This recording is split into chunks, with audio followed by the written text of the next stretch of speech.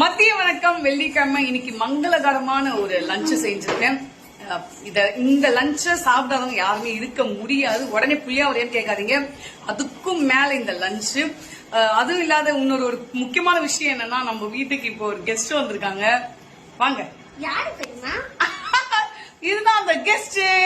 Guest இல்ல, எங்க ஆயா வீட்டுக்கு போயிட்டு வந்தேன். அவள்தான். பாத்தீங்களா, குட்டி குட்டி குட்டி போண்டா எவ்வளவு அழகா பேசுது பாருங்க.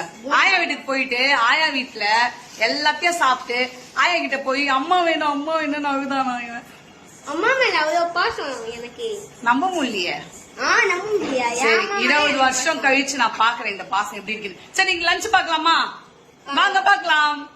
மங்களகரமான லஞ்ச் வந்து lemon rice, Mysore bonda, white rice, தயிர், பூரி,